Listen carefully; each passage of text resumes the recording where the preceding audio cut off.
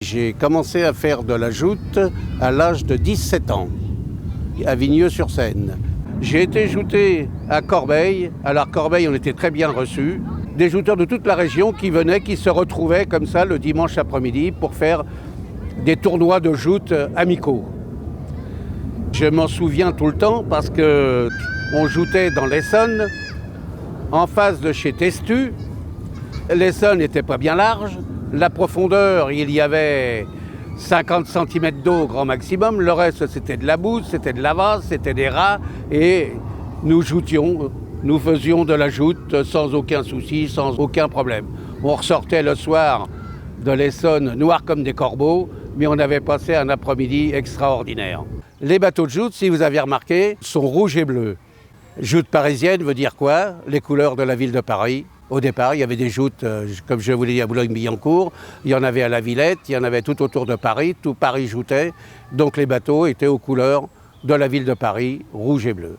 Bon, ces anecdotes, si vous devez bien vous douter, s'il y a un bateau, il marque à son adversaire le « tu iras », ça veut dire que le jouteur qui est dessus, il va mettre le jouteur de l'autre à l'eau. Et l'autre, il y répondait « toi aussi ». Et c'est pour ça que les bateaux se sont appelés il y a un tu iras et l'autre toi aussi. Parce que ces joutes étaient toujours accompagnées par des roulements de tambour. Il y avait des tambours qui étaient sur le bord de l'eau. De temps en temps, il y avait des clairons, il y avait tout un tas de petites sociétés qui venaient, qui animaient. À Corbeil, il y avait des poids lourds. C'était toujours un plaisir qu'ils se rencontrent convivialement autour de la joute. Mais ils se rencontraient dans la semaine, parce que comme ils étaient tous mariniers, arrivés à un moment sur la Seine, ils se croisaient. Et ils se défiaient. C'était la tradition de la joute. Et à l'heure actuelle, il y a une très très grande convivialité avec tous les clubs de joute qui se rencontrent de toutes les régions de France.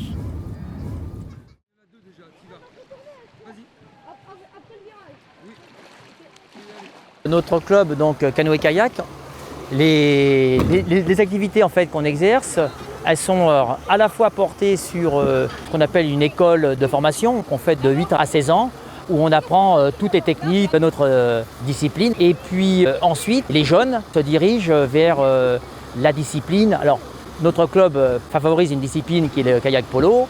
Pour autant, tout compétiteur qui excellerait dans une autre discipline de haut niveau, on l'accompagnerait dans cette discipline-là. Ça, c'est notre première approche. La deuxième, c'est permettre aussi à des adhérents qui ne souhaitent pas faire de compétition de pouvoir effectivement exercer leur sport. Et donc on a une commission dans ce but-là qui va faire des descentes sur des rivières, etc. Ça, c'est le premier volet un petit peu de notre approche au club. Nous en avons un deuxième qui est plus porté vers le partenariat avec l'éducation nationale, avec donc la coéducation que l'on fait chaque semaine avec 3 écoles donc, de la ville de Corbeil. Et puis orienté aussi vers les collèges, puisque nous avons des classes sportives qui viennent également faire du kayak dans notre club chaque semaine. Dans les disciplines du canoë-kayak, il y a le polo, le slalom, la course en ligne, la descente, etc.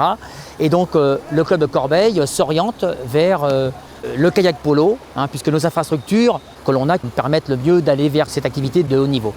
Et nous souhaitons donc au niveau du club devenir le pôle, si vous voulez, un petit peu référent au niveau du polo en Île-de-France. Donc nous avons effectivement un énorme projet que nous portons avec nos partenaires, la ville, le département, la région, etc. pour effectivement arriver à cette dimension de haut niveau au club de Corbeil.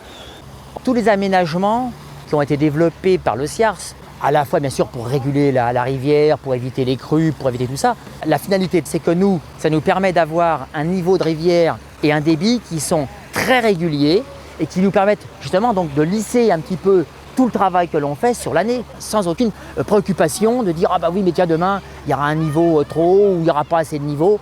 Pour nous c'est merveilleux quoi, c'est clair.